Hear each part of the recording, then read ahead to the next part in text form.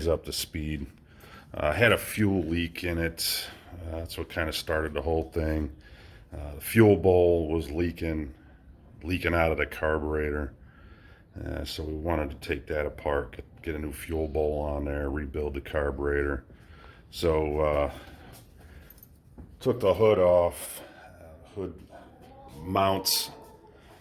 These two here, two mounting holes, one here under the fuel tank, and then one up here by the radiator. Bolts right into that. Same thing on both sides, and you can lift the hood right off. Get that out of the way, and then up underneath the tank, here's where the fuel bowl came, and then obviously down, down to the carburetor and the intake and everything. But had it apart, decided while I was in here, may as well pull the manifold off. The exhaust manifold gaskets were all eaten up. It was leaking real bad, so I went ahead and kind of hard to see, but got brand new gaskets in there. Originally, the way this tractor was built, there's four exhaust gaskets, two intake gaskets going into the head. Individually is how they go. One for each port. Kind of a weird setup. Hard to find anything really. You can find them, but they're about $6 per gasket.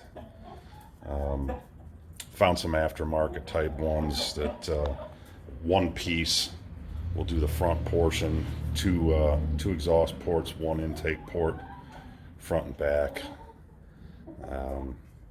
So I picked up a couple of those. Was able to pull that off and replace it. While I was in here, decided to rewire the tractor.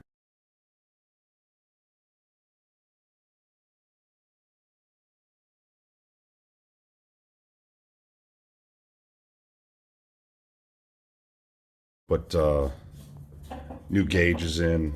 The old gauges were in pretty bad shape. You can see them here. One original, two replacements over the years. A meter didn't work. Heat didn't work. Oil pressure was the only one that did. So the dash mounts to the actual fuel tank itself via two bolts on each side. One here, one on the opposite side of the tank and dash. And then the whole dash pulls right off. And you can get up underneath it and disconnect everything. So I went ahead and pulled that apart, rewired the whole tractor, all brand new wiring. Found this gauge kit online, $25, has the Case logo on them. Thought that would be pretty decent to put in there. A brand new choke cable in, brand new switch for the lights there.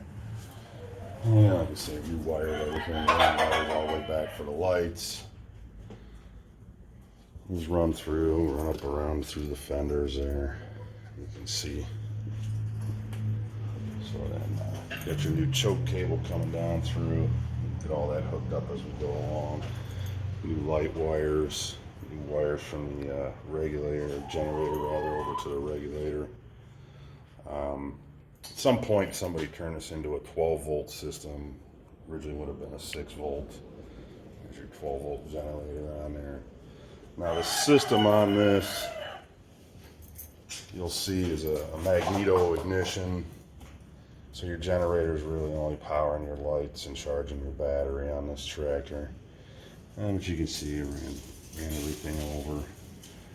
New heat temp gauge there coming through. And alongside the engine, we've got a little channel all your wiring can run through. And then down under the fuel tank up to the dash, there's the regulator off to the side over here. New wiring on that. And then everything up over here to up under the dash. A little cleaning as we go. We got too far with that. Got the manifold set up, put back on last night. Going to put the intake together today. This has got an old oil bath system on it. Comes in several pieces actually, all the way down to the carb. If you look at the parts catalog on this, there's places like this here that should have gaskets. This portion right here is actually attached right there, is molded as part of the exhaust manifold, but it's separated so that it goes down into the oil bath system there. It doesn't show a gasket for the top here. Down below, everything from here down did have gaskets, or shows gaskets in the parts catalog. But disassembling it, there was no gaskets there. So I feel like there should be. Like I say, the parts catalog showed some, but not all. So I don't know if like this top one should have had a gasket or not. I decided I'm going to make one, or did make one. So I went ahead and I cut all brand new gaskets out for it, for the intake and the oil bath pans and everything. Don't have any punches or anything like that, so I did it the old-fashioned way. I just traced them all out and used an X-Acto knife and cut them up to size. So I'm gonna get ready to assemble that. Over here, the pieces, parts to the intake and the oil bath setup. More of where the gasket faces are. Let's see. So we'll get that going today and get that put back together and get all of the wire mesh and everything put together over, and got that over here in a different box.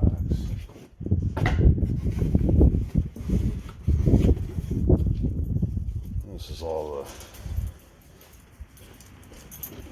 the filter mesh, all wire mesh. Hey girl, we got a visitor here. The girls keep coming up and talking. Want to be on camera, I guess, huh? Hey girls. So get all the filter material and everything put back into the oil bath. Get that put back together today. So I think that pretty much brings you up to speed with everything. You say it's a 1952 Case LA, be considered a Wheatland tractor. Got the big fenders, big rear end there, big tires on the back. 6.6 liter 4-cylinder gas motor. This is not dual fuel or propane setup, just straight gasoline. I know they've got some versions out there, but this is just gas. So nothing crazy, fancy or anything like that. Alright, so the first piece that's got to go on this intake assembly is the main housing for this oil bath setup. This goes up, mounts from underneath the exhaust manifold setup, but it's got to go in first. The long stud that runs all the way between, how they call it, air trap, I think, goes on the very top, right under the intake stack, and that bolts to the top of the exhaust manifold, goes down through into this top portion of the oil bath setup. But this is going to have to go on first because you got this stud here that runs all the way down through all three pieces. So this has to mount first so that stud can go through, and then we can put the other pieces on top. Alright, so I figure I'd flip it over and show you guys the inside of that oil bath chamber. Just like I say, this is the main portion of it. You can see the air channels in from the top here and down through into this. Goes back up and comes out this side and goes down into the carb. If you're wondering what it looks like, that's it. So I had to go back and make a different gasket. The one on the left there was the original. Make the one on the right. Originally eliminated that extra little loop on the inside there, but realized that's what holds it in place. Alright, so we got the upper intake collection bowl, I think is what they call that, mounted back on the tractor. You can see you get the gasket in there, where it previously did not have a gasket. That's the area that I mentioned before. I don't recall seeing even having one there originally according to the parts catalog, but it just made sense to me that there should be one there. And then we'll move on down a little bit, and then here's the upper half main body of the oil bath reservoir. And you see, made a gasket for that also. Now that does call for one being there in the parts catalog, but this tractor did not come with it. Obviously, so I'm guessing somebody's been in here before. Didn't replace them. I'm assuming maybe because you can't get a hold of them and you got to make them yourself. But all right, so next step will be to get the bottom half of the oil bath reservoir on. Now there's a lot of material that goes up inside there. This plate here goes in first. I guess kind of keeps everything from getting sucked into the back half of the filter right before it goes into the intake by the carburetor. Then you get several layers of this wire mesh that gets put up inside there, and then finally this bottom screen kind of holds all of that wire mesh up inside, which again is up in there. And then that's the bottom half where the actual oil sits. So that'll be the next step. Yeah, so I said mention also made two other gaskets there. That goes between the two lower oil bath housing units. So there's two different sizes of that mesh. The larger size fits just about right up inside this upper half. Fits pretty good in there. And then the other two sheets of it go into this little box here, and they're cut basically to fit right inside that. Two layers of that. Like a pre-screen on that.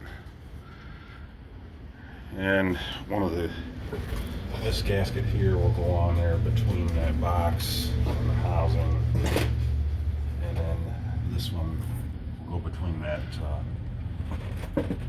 little filter box and screen and the actual oil pan. Okay, now that's what it looks like with the all the filter material back up and that pre-screen and the new gasket there. Now that gasket extends over because there's a kind of like a sort of a down pipe that comes down, and sort of an elbow that goes into the carburetor, which is where those two empty bolt holes are. That'll bolt up there, press up against that gasket. You can see 5 little screws hold this all in there, all the screening.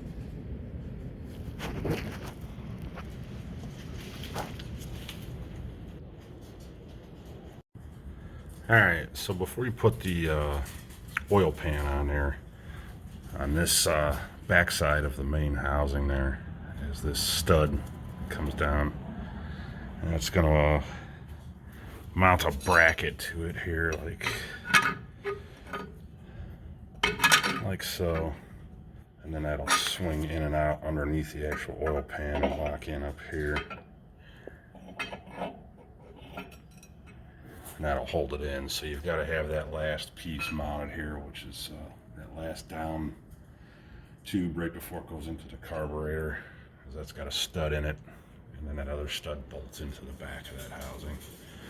And one more gasket goes up there before you put the pan up, and that's that there. That'll sit right on top, basically like so. fill it with some oil and bolt it up. All right, so that's it. Intake side is all back together minus the carb. I have to rebuild the carb. I have that all torn apart and cleaned up, but that's it. Getting to the carb. Gasketed, all cleaned out. This here, this collector kind of functions almost like some of the newer style, like Vortec air cleaners almost.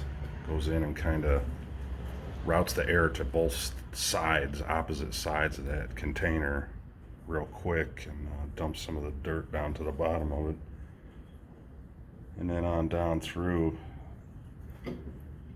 comes straight down all the way through channel, in through here, back up through all the filter media and the oil, and then back around this way and down into the carb finally. Some of the guys have been doing this for a while. They probably already know that for sure. Maybe some of the new guys into the hobby don't know how that works, but there you have it. Okay, so I guess we'll wrap it up there for today. Like I say, got the carburetor coming. I think this system here, guys, is probably the same on the Case D series. Probably just a little smaller capacity, I would assume. I've not seen a D up close and personal, but basically looks like a smaller version of the LA. So I think all this kind of fits, goes hand in hand. But, we'll wrap it up there, call it a day. It's kind of my first go at this, so if you like what you see so far, come back, check out some of the other stuff I've put up, and you know, see if you want to subscribe. Let me know in the comments if you like it, if you want more of this kind of stuff. I know you can find some of this on the internet, but like I said before, I've not found anything really too specific to the LAs, the older cases like that. And I see a lot of stuff with like the 930s, the diesels, things like that, but not much on these LAs. Like I said, I've seen some tractor pulling videos with them and things like that, but nobody really tinkering with them at all. So all right, guys, I guess that's about it for today. I think this system here, guys, is probably the same on the Case D series. Probably just a little smaller capacity, I would assume. I've not seen a D up close and personal, but basically looks like a smaller version of the LA. So I think all this kind of fits, goes hand in hand. Mentioned before, those individual manifold gaskets. This is pretty much what they look like here. Just these little rings, individual ones. I'll show you a picture. I'll add a picture in that shows the aftermarket one that I found. It's a single one piece. Well, it's actually two pieces, one for the front three, one for the rear three. You'll see. All right, so here you go. Here's a look at the cylinder head underneath the valve cover on that LA. If you take a look inside there, take a look at the shape of the springs on that. Pretty neat, almost a cone shape.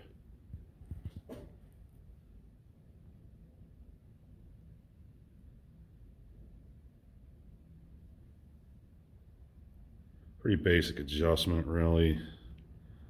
Got your screw and your basically lock nuts. Loosen them and set your feeler gauge in there, you know. Nothing really too atypical on that. Get around here on the other side, you can take a look on the back side. The oiling system, instead of journals cut through the block and the head and that, everything's run external through these little tubes. It comes along, tees off here into the oil filter, goes in through the wall of the cylinder head there, comes into splitter, and the tubes continue over into the rocker arm tube.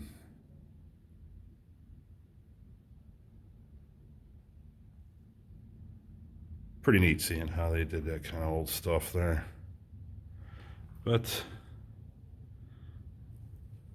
I figure I'd show you guys that. All right, I just want to catch you up to speed on that, give you a look inside. Hey everyone, welcome back. I told you guys I would bring you along when I got into this carburetor for the Case LA tractor. And I got the parts all laid out here in front of me.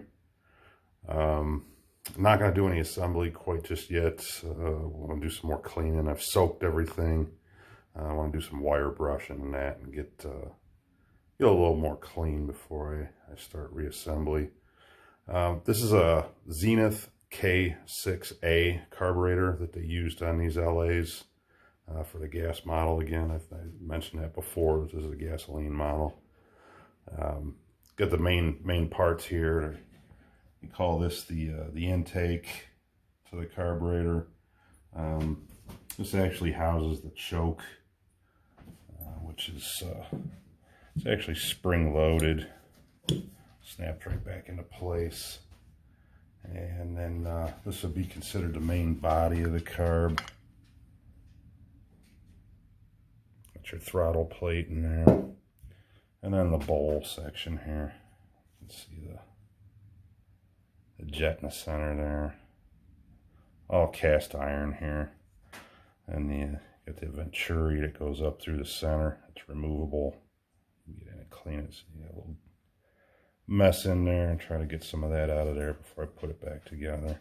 And then here's all the little pieces, parts, needles, fuel inlet. Do a little wire brushing on this as well before we get putting that together. Now, kind of difficult it seems to find gaskets and that for this. I guess I should tell you first off before I get into that, I'm not doing like a total rebuild on this. I just basically took it apart. Want to soak it, which I already did, and then, like I said, we'll wire brush it a little bit, clean it up a little bit more, and then throw new gaskets in it. I'm not changing anything out, none of that. Reusing everything that's in it, all the needles and everything. So good, bad, indifferent. This isn't like a complete rebuild on it.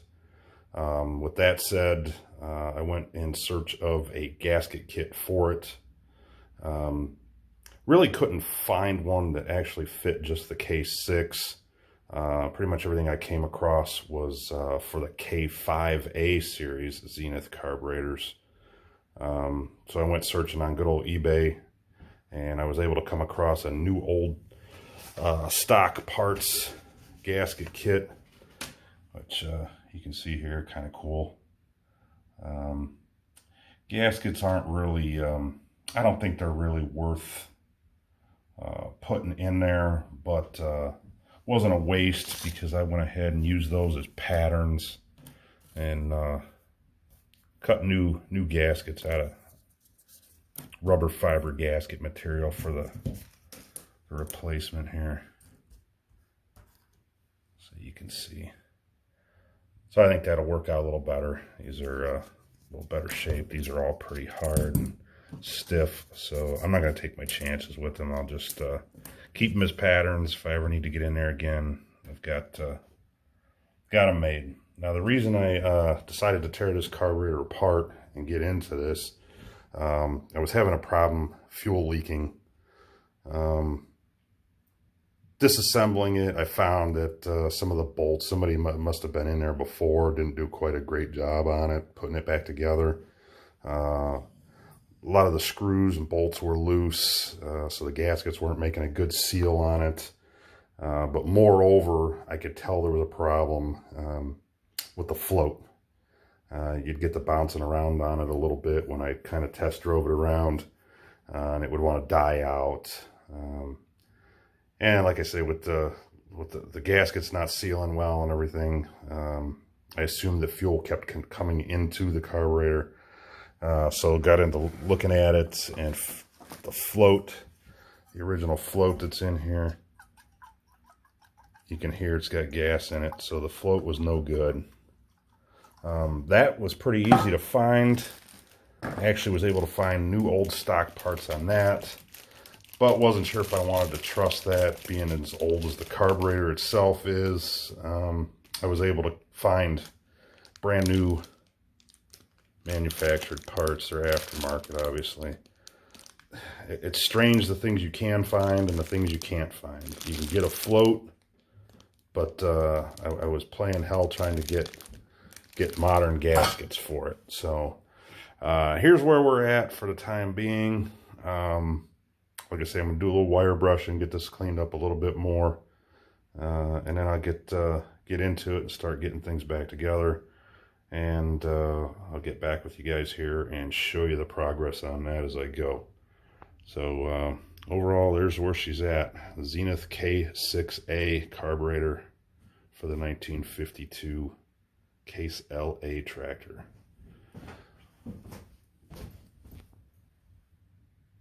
Okay, so real quick, I'll give you guys a quick look here.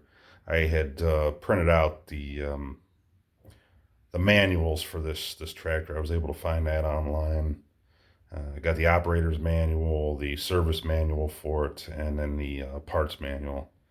And this particular, I pulled up the page for the carburetor here. You can kind of see what I was talking about, all the actual assembly on it there. And you can see the model K6A, and then over on the other side, the actual parts list. But I'll include a picture of it too, a little better picture instead of motion here, and anybody that wants to get a closer look at it, you know. All right, everyone.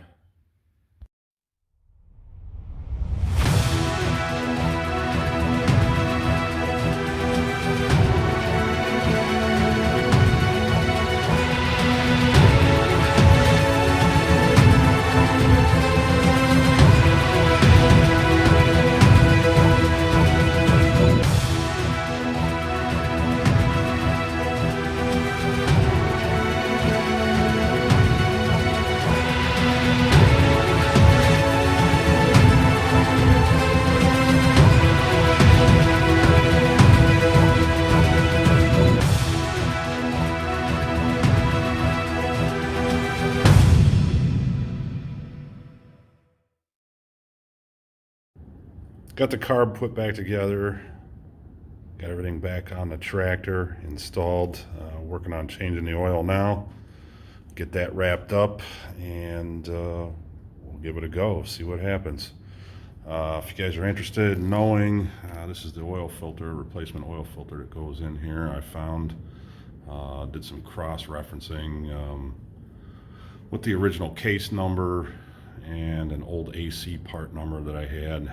It comes out to a Wix 57290. Kind of hard to see. Found it on Amazon for I think about $28 or something like that. Pretty much what it looks like.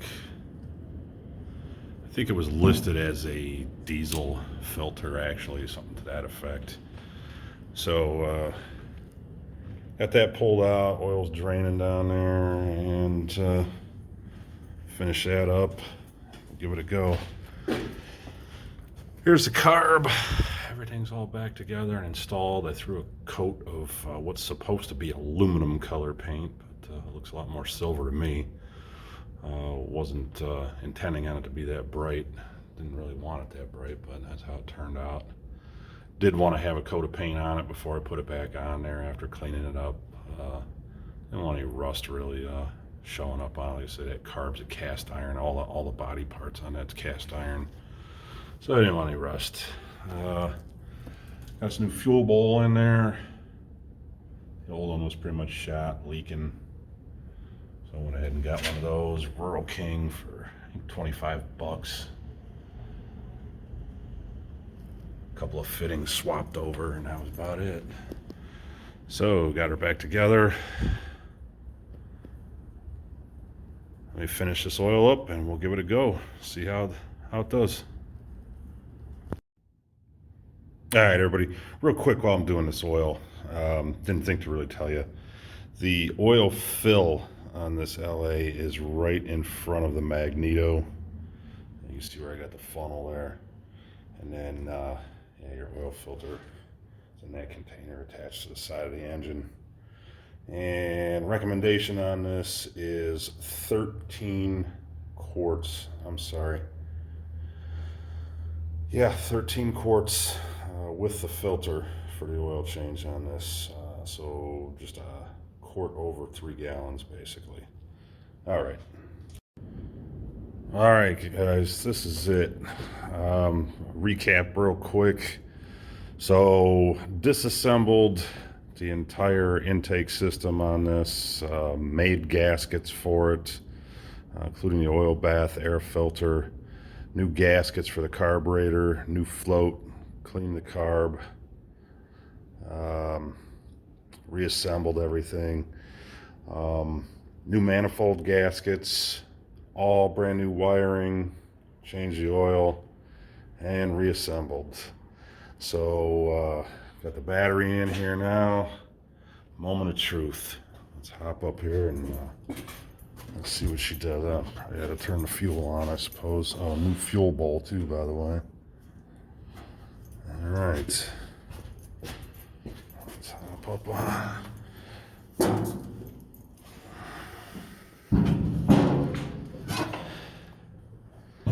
All right. A little choke. Foot switch.